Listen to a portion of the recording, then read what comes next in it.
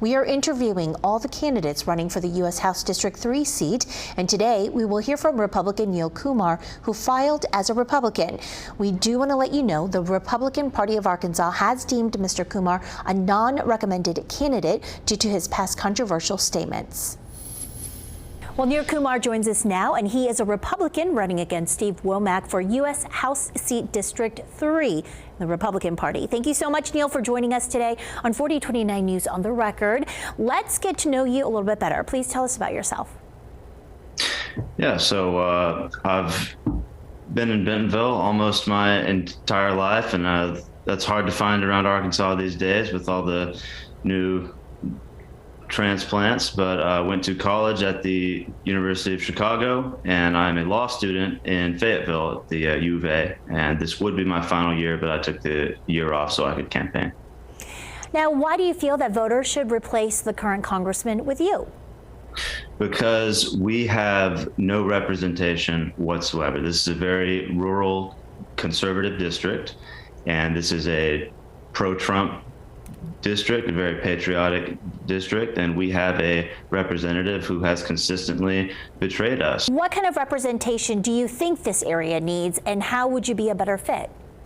We need somebody that actually represents what the people here believe. We need somebody who's not afraid to stand up against the left, and we need somebody who's willing to challenge the spineless Republican Party who currently fails to represent us.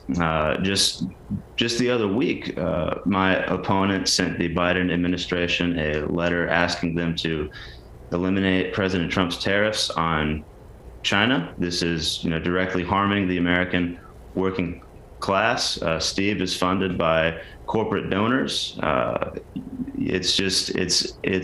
in a situation where we have nobody in DC that is currently looking out for us, looking out for our interests. We have two parties that are both working for corporate America, working against the American worker.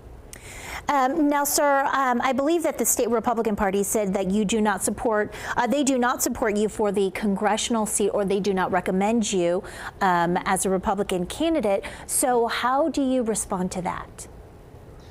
Yes, well, I unapologetically and unashamedly defend the South and white America. And when you speak positively about Southern heritage or white Americans in general, the bipartisan left, we have two leftist parties, the Republicans and the Democrats. They're not very different. They tar and feather you with meaningless smear words like racist, which is a term made up by communists in the 1930s. They throw these names at me, hoping they'll stick, with the ultimate purpose of attempting to silence me. But their names don't have any power because I don't grant them that power. I'm not going to go away.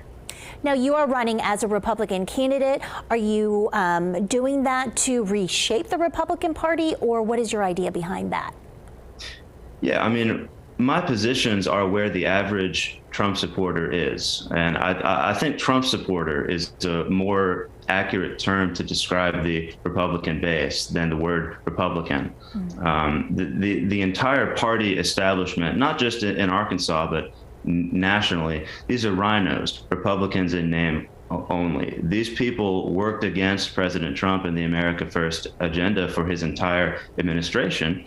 And what they're doing now is attempting to protect their corporate-funded incumbents to prevent grassroots, authentic America First challengers like myself from upending their orders. So I am running as a Republican because I am where the average Republican voter is, but also because, yes, we have to work to change the party from within, because the Republican base is great. It's just that we are misled and misguided with the wrong people in power.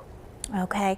All right. We are going to be back in just about 2 minutes with more questions with Neil Kumar. We're going to talk about the budget and debt next. Again, we do want to acknowledge Mr. Kumar is a controversial candidate. The Republican Party of Arkansas has declared him a non-recommended candidate. We also want to point out there have been no findings of a fraudulent election in 2020 as suggested by Mr. Kumar in this interview. Our second portion of our interview is coming up next.